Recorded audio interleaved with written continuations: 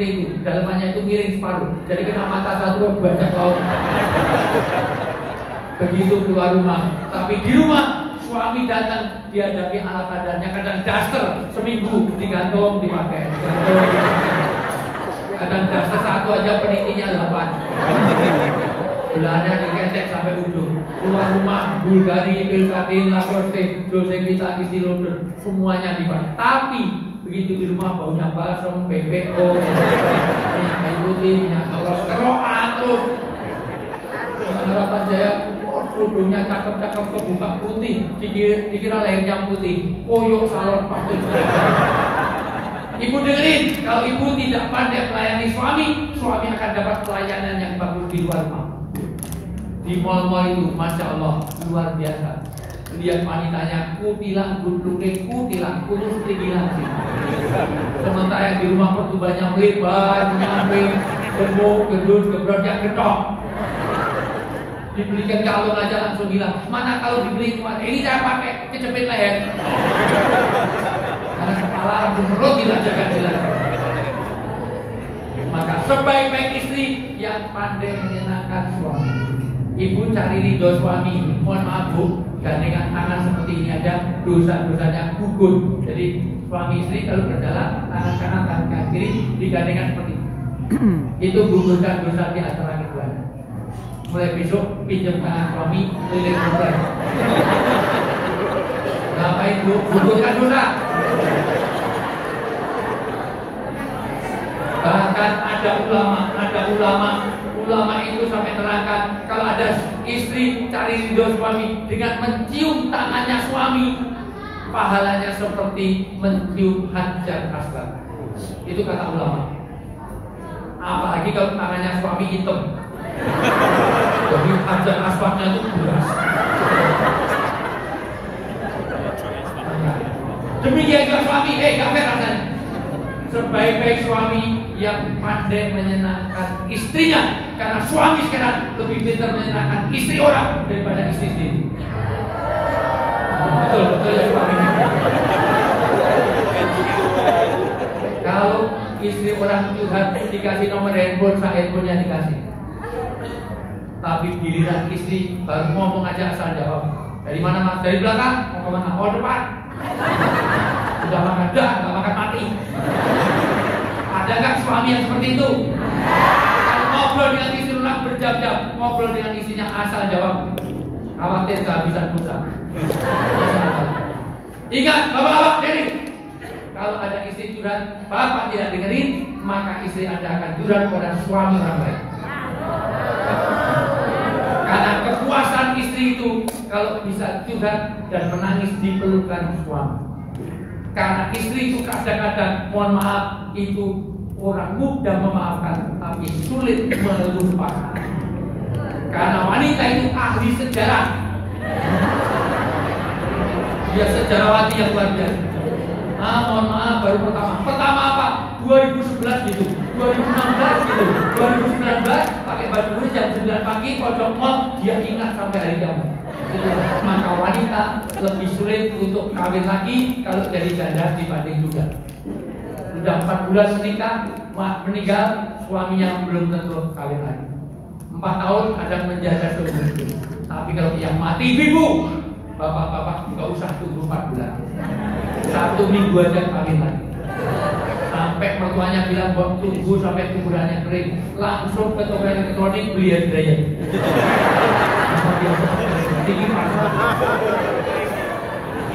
Karena saya pun insya Allah juga begitu. Seandainya istri saya mati, saya juga akan kawin. Ngapain?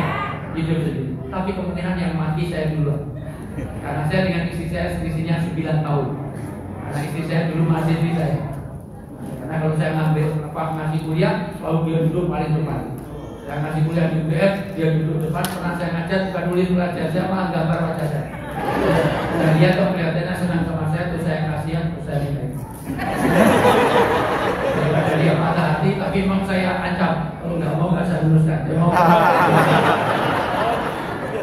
Dan saya tunggu sampai S2 selesai, baru ini. Telepon. Apa? Boleh dibaca? Ya, telepon ya Pak. Cinta. Cinta. Ini kata istri saya.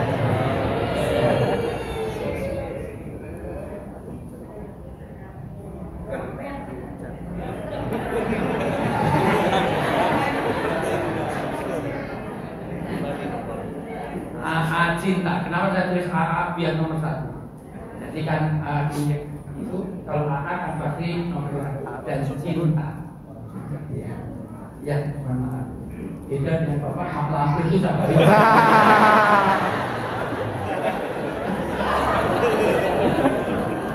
Tahu begitu saya rasanya lampu berasa musik telinganya akan bikin.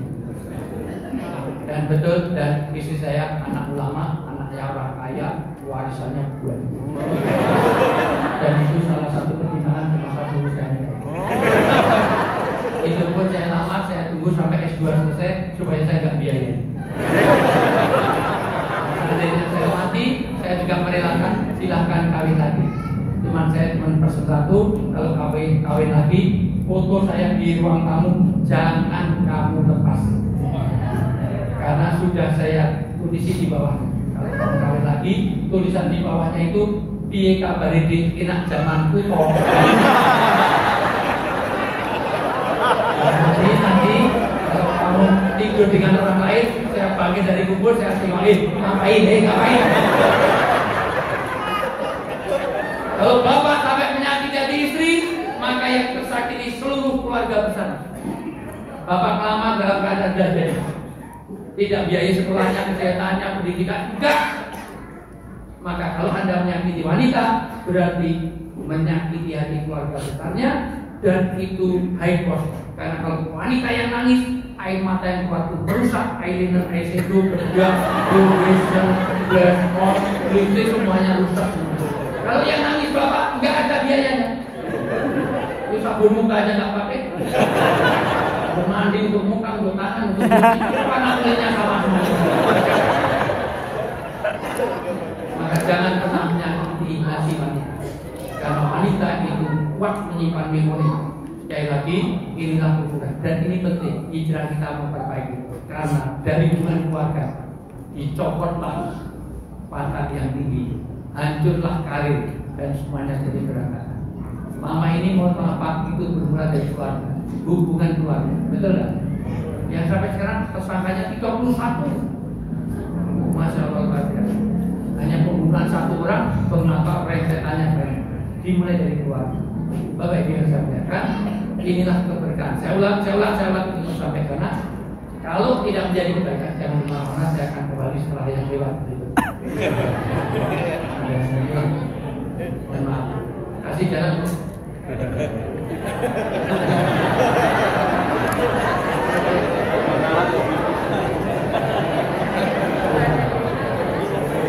Sengaja bapak anak kecil biasa bolos. Lanjut gak nih? Lanjut, tapi kalau semuanya pulang tinggal saya sama orang dasar sama apa dan ini 3 orang yang nanti. Lanjut ya. Sampai ibu-ibu pulang sebelum saya selesai, saya doakan mudah-mudahan anaknya tambah banyak. Jadi kalau ada yang pulang sebelum saya selesai, saya doakan mudah-mudahan suaminya kawin lagi. Jadi pulang balik. Sudah berdiri duduk lagi.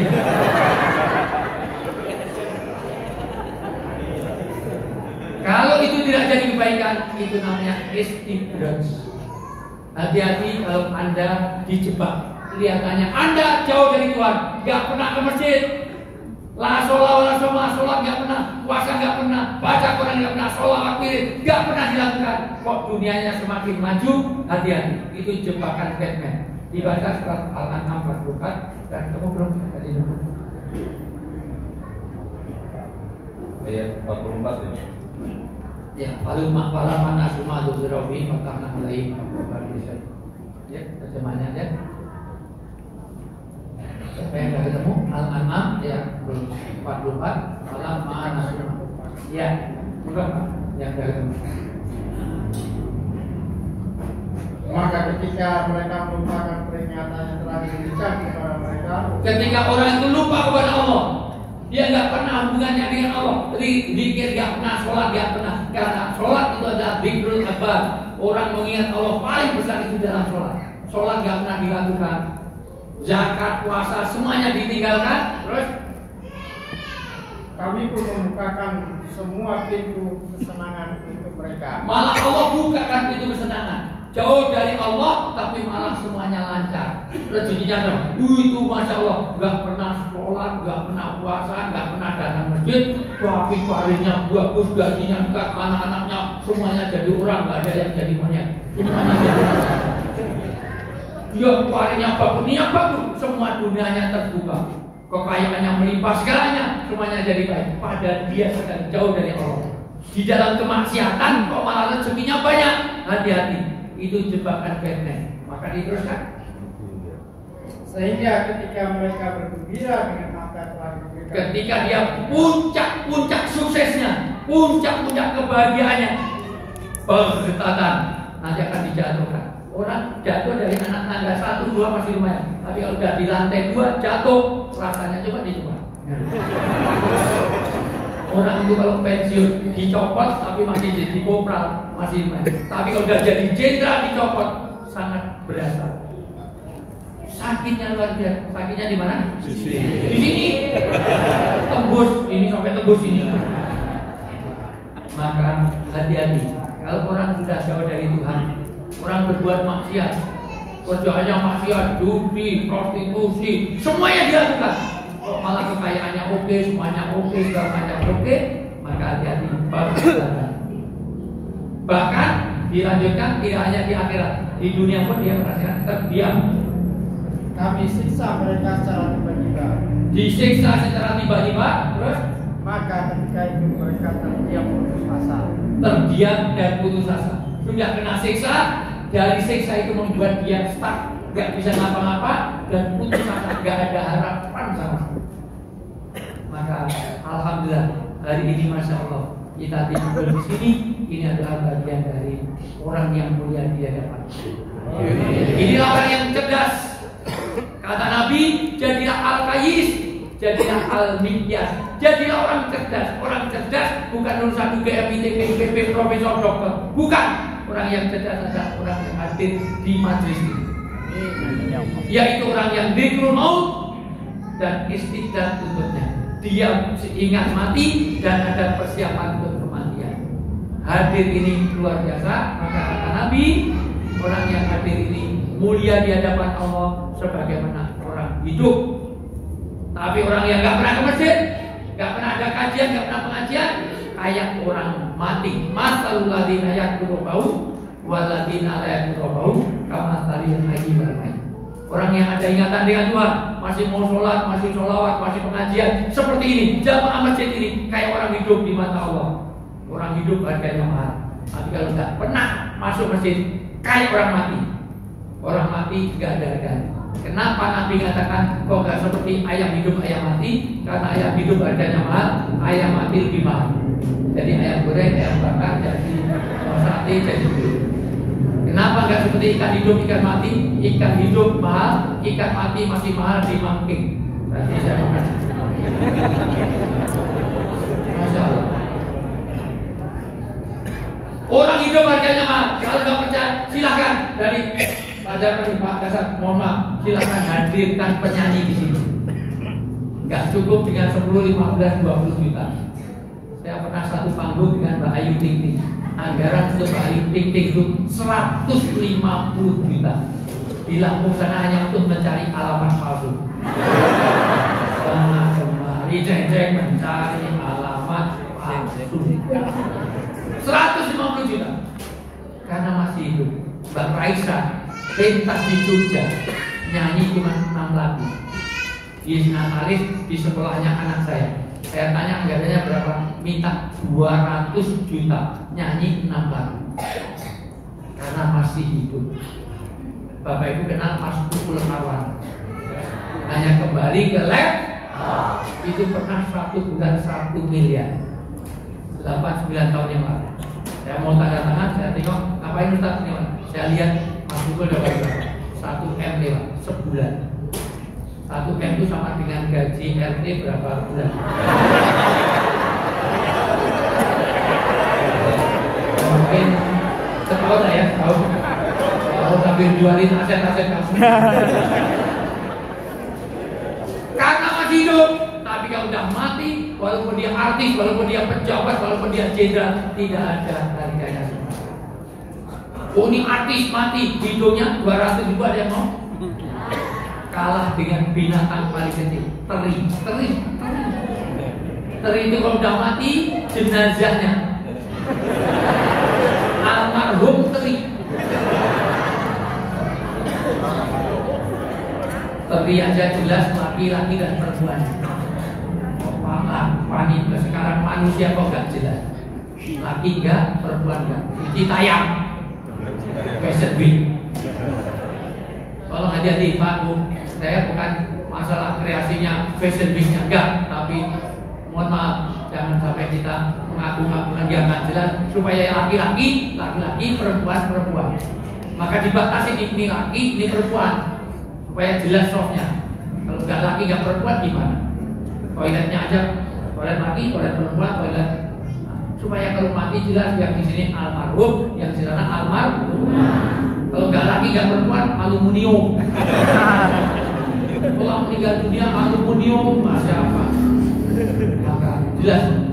Karena itu mohon maaf, habis fashion week itu pulang haji saya harus nyaur utang. Safari di Bali, di Batam, di Medan, di Pekanbaru. 4 kota yang saya safarikan itu semuanya ada fashion week macam-macam dengan orang-orang yang tulang lunak, laki-laki tapi tulangnya lunak ini. Pesto. Dari jarinya itu keriting semuanya masuk luar biasa. Hati-hati, anak-anak ibu jelas kalau laki-laki. Karena Allah melaknat orang yang tarrojul. Tarrojul itu laki-laki yang berperempuan wanita yang laki-laki. Supaya jelas, ya, supaya biasa. Jadi luar biasa, inilah orang hidup harganya mahal di hadapan Allah. Ini Allah muliakan kita. Tapi kalau nggak ada agama, kalah dengan binatang teri. Almarhum teri itu masih jadi komoditi ekspor. Berapa kali saya nolong jamaah haji dari Indonesia, dikiranya nyelundupkan ganja, ternyata tas kosmetik isinya sambal teri. Masuk Inggris itu bunyi terus. Wah, sekarang ini apa bawa ganja? Terus saya rasain ini pelezat makanan yang luar biasa. Lagi saya bilang, dia ikut merasakan, loh malah kurang ajar ini setan masalah biasa. Oh nggak biasa makan sambal, tapi terima sih. Maka ini kemuliaan kita. Kemuliaan orang menghidupkan agama, bagaimana menghidupkan masjid. 1 berkah rezekinya di dunia, 2 bebas di alam kuburnya tidak ada masalah. Kenapa alam kubur itu nanti orang tidak akan bebas dari 2 perkara. 1, kubur libat. Kalau orang tidak beres hubungan dengan sesama, ada iri, ada dengki, ada pokoknya fitnah, ada riba, utang, nomplang segala macam. Yang kedua, yang nggak beres kencing. Karena kalau kencingnya nggak beres, wudunya nggak beres. Kalau wudunya nggak beres, sholatnya. Kalau sholatnya nggak beres, seluruh amalannya akan jadi rusak. Dan ternyata kencing saja ada 28 aturan. Inilah nanti kita hijrah. Hijrah itu ada 2, 1 makannya, 2 maknawiyah. Kapan hijrah maknawiyah? Kapan hijrah makannya? Nanti saya terangkan kira-kira jam 12.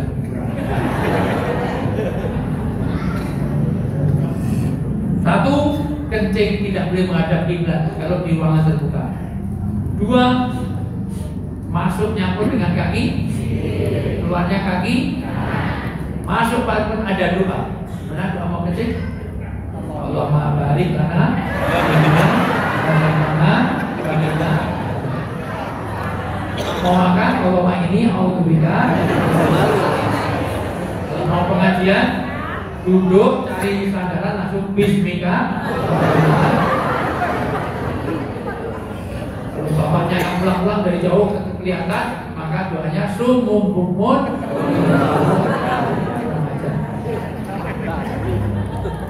Kencing ada 28 aturan. Tidak boleh di lubang binatang, tidak boleh di air mengenang, tidak boleh membuka aurat sebelum dekat dengan tempat di mana dia kencing. Rumahnya besar, sendirian, kosong sendirian, toiletnya di sana, nggak boleh dibuka dari sini. Terus jalan, Ada roda, ada kuning, ada terang.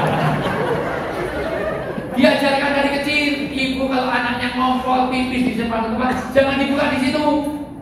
Dibuka terus anaknya ditarik sambil menaik, nggak boleh. Maka diangkat betul-betul, nanti bukanya setelah dekat dengan tempat kecil. Karena itu dari adab. Dan itulah yang kita lakukan. Bebas kelar kubur. Yang ketiga, orang yang senantiasa hubungan Allah dengan baik, dipastikan nanti menerima catatan amal dari tangan kanan karena yang dilaporkan yang baik-baik. Dan yang keempat, meniti sirah secepat kilat. Yang kelima, ada orang-orang yang dimasukkan surga tanpa merasakan pedihnya api neraka. Mudah-mudahan kita termasuk ke dalam. Dan hadirin, kalau teman-teman dari Masjid Harapan Jaya ini wajahnya berseri-seri, tiba-tiba ada temannya datang, loh, kok wajahmu gosong separuh? Ya baru pulang dari neraka tadi pagi. Kenapa? Karena dia ada pengajian datang pulang, makanya double, sifatnya enggak, masa luar biasa. Maka luar biasa inilah keberkahan ini. Bulan Muharram ini apa yang harus kita lakukan? Karena Muharram ini harus bisa menghasilkan 5 amalan. 1, kata Ibnu Qayyim Al-Jauziyah, kita harus mau at-tajid, yaitu membuat perubahan. Setiap tahun baru kita harus bertanggur nafsum ma qaddamat. Membuat perubahan apa? Perubahan untuk persiapan kita di akhiratnya. Hidup itu 2 kali, mati itu 2 kali. Awalnya manusia mati, dihidupkan. Habis hidup terus dimatikan. Habis mati, maka bagaimana orang bisa kafir? Karena kita tidak menguasai kehidupan. Salah satu yang membuat Deddy Corbuzier itu tertarik Islam 4 tahun yang tempel, salah satunya selalu debat mengenai ajaran-ajaran tentang nyawa, tentang kalau kamu bisa jawab sesuai dengan kitabmu, saya akan ikut kamu. Tapi kalau nggak bisa jawab, kamu harus Islam bersama. Ternyata dalam syariat Alhamdulillah Allah beri hidayah. Bapak biasa ya, kan 4 tahun kalau debat harus rasional. Coba dibaca surat Al-Baqarah ayat 28. Kaifah takfurun ambil ya. Suatu awatan cuma ayo hidup, Al-Baqarah ayat 28.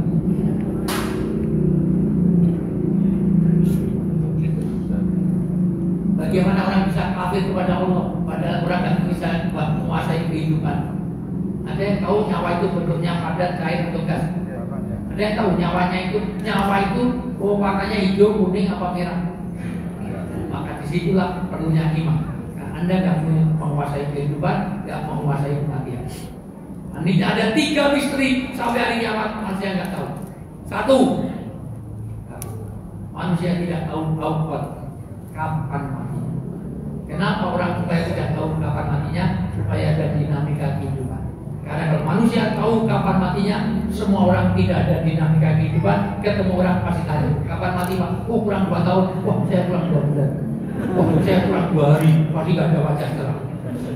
Diajak makan, gak usah mau mati. Diajak nikah, gak usah mau mati. Walaupun kalau kita tahu matinya kapan juga senang, karena bisa nyebarkan undangan. Hadiran pemakaman kami. Datang ya Jiwus umum, kurang 2 jam belum ada yang datang, berangkat sendiri. Mau kemana pada saat? Mau kuburan ngapain? Kurang 2 jam nih saya mati, nyopir ambulan sendiri. Pasti 100 tahun yang lalu Bapak Ibu tidak ada di sini, dan 100 tahun yang lalu pasti tidak ada di sini. Ayah belum tentu, kalau belum tentu sekarang ke notaris. Kalau masih hidup, kekayaan saya ambil semua. Tapi kalau sudah mati, kekayaan Bapak Ibu untuk ahli warisnya. Ada yang mau? Ahli warisnya apa? Nanti notarisnya saya bayar. Ada yang mau? Pasti. Tapi dirahasiakan kapan. Dan untuk mati itu gak urut abjad. Karena urut abjad, mati pertama itu Ahmad Agus Adi. Ketika B, Bambang, Budi Bowo, ketika Z. Ketika C, Chandra, Syadri, Yasi. W lama, Wijaya apa lama? Tapi bisa juga dari Z, dari Zamroni juga bisa kan? Bisa dari Zulkifli bisa nggak? Tapi seringnya dari A, seringnya dari Ali Jaber, dari Arifin Ilham itu baru nanti karain AAI baru nanti. Tapi biasa katakan kematian tidak tahu. Dua, tidak tahu angka di mana ketika tidak tahu asbab penyebab. Kenapa? Karena di Bekasi ini selalu ada 3 pertanyaan sama. Kalau ada orang mati selalu tanya usia berapa. Karena mindsetnya itu dikira kalau mati itu harus tua. Apakah orang mati harus tua? Anak kecil mati ada? Bayi mati ada? Mati itu nggak usah sampai cedera. Barada mati ada? Gak usah nunggu cerita, gak usah nunggu itu. Kedua pertanyaannya, sakit apa? Apakah orang mati harus sakit? Adakah orang yang sehat-sehat juga terus mati ada? Orang tidur bablas mati ada? Orang makan kacang terus mati ada? Makan kacang di bisnya tabrakan mati. Orang habis dengarkan pengajian pulangnya mati ada nggak? Banyak. Kalau yang ceramah mati jarang. Yang banyak yang bilang. Di tempat pesantren saya, di rumah saya ada 205 anak. Alhamdulillah berkat kelaparan sampai 205 anak. Dari mana Allah berkahkan rezeki? Kita dari teaching, training, syuting untuk saya undang ke Bekasi. Mudah-mudahan paham. Dan dia sendiri anak masih muda, masih lebih muda dari masih muda dia.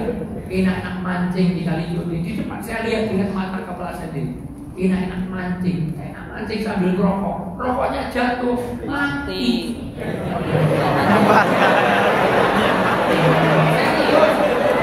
Dia sendiri masih muda, enak-enak mancing sambil rokok. Rokoknya jatuh, mati. Serius, saya lihat sendiri. Ya sekarang rokoknya habis orangnya juga mati. Itu tidak mati dan tidak tahu sebabnya, tidak tahu di mana. Saya pernah diadu dengan Mama Loren. Katanya Mama Loren punya indigo, artinya berjodohnya, kereknya kan. Kalau kamu tahu ini sukses tidak, aku tanya saja, Mama Loren, tahu nggak kamu matinya di mana? Kalau itu saya nggak tahu. Sebab logikanya kalau orang tahu matinya di mana, nggak bisa mati. Matinya di Bekasi itu, mulai besok pindah ke Jogja. Malaikat Israel mau nyambut kemana? Di Jakarta. Nanti dalam Luqman ayat 34 ada 5 rahasia. Salah satunya kematian, apa yang terjadi besok pagi, tentang hujan, tentang bayi, tentang itu, hari kiamat, semuanya bukan pengetahuan. Sudah ketemu tadi? Ya, Al-Baqarah. Bagaimana kamu ingkar kepada Allah, padahal kamu tadinya mati. Lalu dia menghidupkan kamu, kemudian dia mematikan kamu. Lalu dia menghidupkan kamu kembali, kemudian kepadanya lah kamu kembalikan. Orang itu dari mati dihidupkan di alam kandungan, dan itu juga kita alami semuanya. Kita sudah mati yang pertama, kita pernah hidup yang pertama.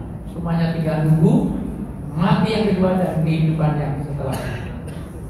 Cepat atau lambat kita akan menemuinya, dan itu ada tanda-tanda. Inilah mutakok. Semua orang akan hijrah. Apa tandanya? Israel pernah nasihati Nabi Muhammad SAW. Tanda kematian itu banyak, tapi ada yang dibocorkan oleh Israel. Sampaikan pada umatmu, biar dapat jaya ini. Kalau ada tanda-tanda 3 ini, hati-hati terhadap hasilnya. 1, orang itu dekat dengan kematian. Kalau sudah mulai berubah warna rambutnya,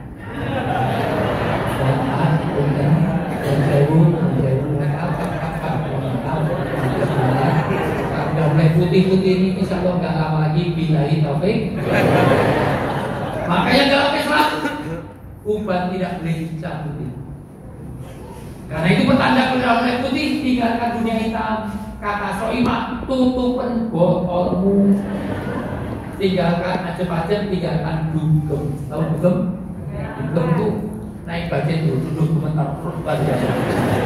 Pegel semua.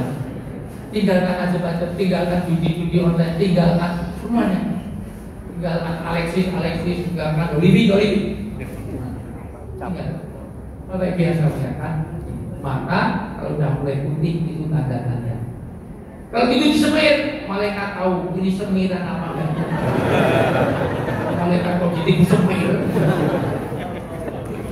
Yang kedua, orang dekat dengan kematian. Kalau sudah tidak berkurang, sudah tidak berfungsi secara optimal organ tubuhnya. Inilah muharram. Melihat tidak dengan jelas, mendengar tidak dengan terang, ingatan sudah mulai lupa. Kalau dalam bahasa enggak, sudah mulai. Kalau dalam bahasa Jawa sudah kena penyakit 15 B. B pertama mulai mendabur buta. Punya handphone, tapi handphonenya 35. Dari kejauhan aja bisa baca. B pertama buta, kedua mulai budak. Kalau telepon di seluruh dunia itu autonomis. Sini untuk mikrofon, sini untuk speaker. Jadi udah pas. Tapi banyak orang telepon tuh, halo.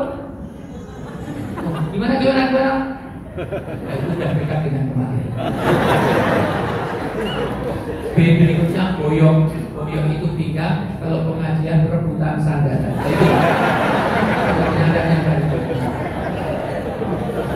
B berikutnya mulai beser. Tadi udah 2 kali kecil. B berikutnya sudah mulai buta. B berikutnya mulai bau basi. B berikutnya tidurnya tidak berhadapan-hadapan. Suaminya nyusul tidur malah diusir. Sana tidur luar sana, batuk mulu. Terutama ketua RT itu. Ini bulis daripada mulut suaminya istri. Berikutnya batuk-batuk. Nah itu batuk-batuk. Berikutnya mulai bau balsem, PPO itu masuk. Berikutnya sudah mohon maaf mulai terakhir tanda yang ketiga adalah membungkuk, yaitu mendekati asal. Manusia itu dari tanah, makanannya dari tanah, kecenderungannya ke tanah akan kembali ke tanah. Makanya orang ngantuk selalu menuju ke tanah, depan sampai ke budak. Gak ada orang ngantuk rojak, oh dia ngantuk rojak. Ini sudah mulai duduk, sudah nikah. Apa sudah mulai bingung, nggak tahu mana dagu, mana jin. Ada kelelawar tidurnya waktu. Sudah mulai sulit dan sudah mulai bingung, tidak dekat dengan kematian. Lupa. Nah, Bapak biasa sampaikan, kematian itu sebuah kematian. Maka 3 misteri 1 kompor kita akan belajar kapan kita tidak tahu. 2 angka kita tahu di mana. 3 asbab apa penyebab kematian dirahasiakan. Untuk itulah maka ini perlunya mempersiapkan hijrah yang sebetulnya hijrah dari dunia ke akhirat. Supaya jadi al-qayyis, al-fiqiyah, orang yang cerdas, ingat mati, menyiapkan diri. Maka 1 harus membuat at-tabyib pertama. 2 harus intibah. Intibah itu bangkit, yaitu kita memperbaiki diri kita, tidak ada keterlambatan untuk berbuat baik. Tobat itu kapanpun dibuka. Segera tobat, jangan nunggu tua. Karena orang baik kerudung aja nunggu tua. Nanti kalau sudah tua, belum tentu sampai tua. Sudah bilahi taubat. Maka mau sholat di masjid besok lah kalau udah punya istri. Jangan ditunda. Kenapa? Karena nanti kematian itu datang secara tiba-tiba, di mana harapan itu kata Nabi mendahului dari kematian.